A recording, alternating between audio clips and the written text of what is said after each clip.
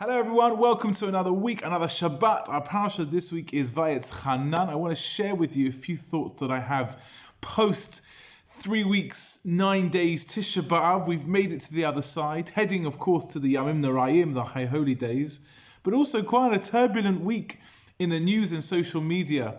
We opened the news channels, the websites, read the papers over the weekend after Shabbat, to read what shocked many of us as an onslaught by a well-known grime artist, a rapper, a person from the music industry with hundreds of thousands of followers in a tirade, a rant, abusive anti-Semitism, of which, for those of you that have read the reports, read the tweets, seen the videos, left us shocked. We thought with Corbyn it couldn't get any worse, but to hear the words, the vile language, the abuse, the, as we say, anti-Semitism, downright racism, it's hurtful, it's disheartening, it's shocking, it's painful.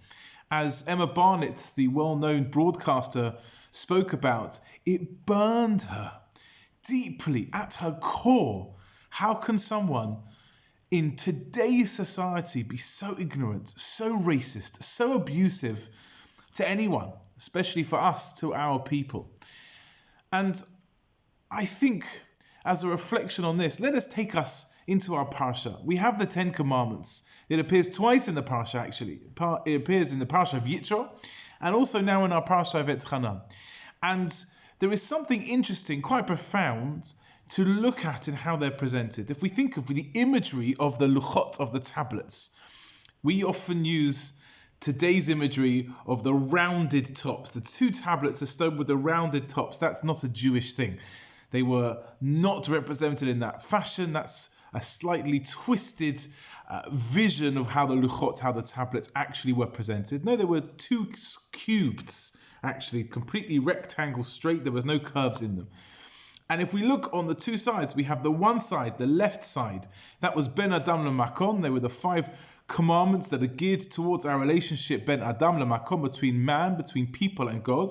And on the other side, is the list of the other 5 commandments are the commandments of Ben Adam LeChavero, between us and our fellow human beings, fellow man, each other. 2 sides, 2 distinct categories that we look at together, almost in eyesight, in eye line that we look at them. They show that they're equally relevant. The laws between man and God and the laws between man and man are equal in the eyes of God, and therefore they should be equal in our eyes. However, some of our commentators want to point out there is seemingly an inconsistency in the equality, because if we look at the actual wording of the 10 Commandments, the first 5 between us and God are much more lengthy. There are so many more words. I am the Lord your God who took you out of Egypt. You've got to believe in me. You've got to do. It's not just a list of a few words. It's actually a few sentences. To keep Shabbat isn't just to say to keep Shabbat. It's actually a few lines dedicated, telling us, ordering us, commanding us to keep the Sabbath and to keep it holy. However, we look on the other side, on the right-hand side, or if you're looking on the left, depending on how you're looking at it, but on the side, Ben Adam LeChavero, on the side between us and our fellow man, don't steal, don't murder, don't commit adultery. Boom, boom, boom. 5 different commandments said in the fewest words possible. So actually, if you're looking at the 10 Commandments, they're lopsided a little bit. Lengthy, almost essay-like commandments, sentence-like commandments on the between us and God's side, and simply put, seemingly less significant at a glance on the other side. And I once saw a beautiful idea to try and explain this. Of course, as we said, they are equal in their sentiments, equal in how we should treat them, equal in how we feel about them. But it's not that it's less significant to see less words. It's almost the opposite. It's actually, that's the thing that should catch our eye. Not the longer thing, but the shorter thing. Not the one that requires us to read more and to have more effort in how we read them, i.e. between us and God. But actually, it's supposed to be more eye-catching, just to see the 5 listed for those commandments between man and his fellow man, between us and everyone else in the world. Meaning, not that God wants to place more importance on that, but we shouldn't allow ourselves to get too bogged down in the details when it comes to our relationship between us and each other. We should actually learn to say simply, we need to love each other. We need to tolerate each other. It's so easy. It's so simple. It's hard to do, but the concept behind it should be simple. And it should be ever present, ever there, staring at us in the face. No excuses. It's simply put, nothing complicated. Be a good person. Don't treat each other badly. Don't steal. Don't murder. Very, very simple in idea, but hard to actually act out. And I think this all relates to how we started, because it takes work. It takes work not to judge each other. It takes work and effort to be sensitive and to be compassionate to every single person. It takes work and effort to tolerate each other.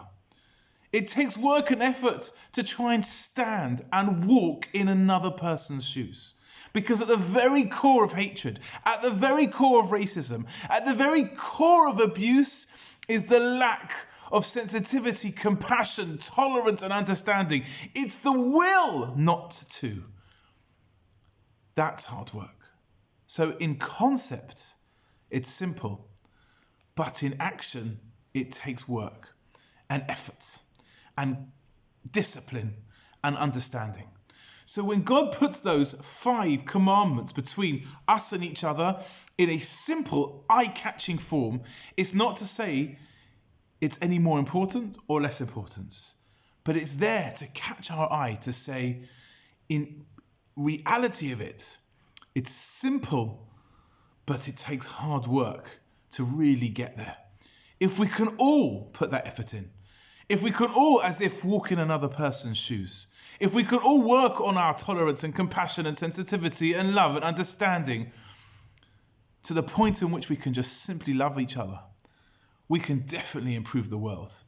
And things like the 3 weeks, they should be ever wiped off the face of history. That we shouldn't be sad and depressed and in fear of our lives.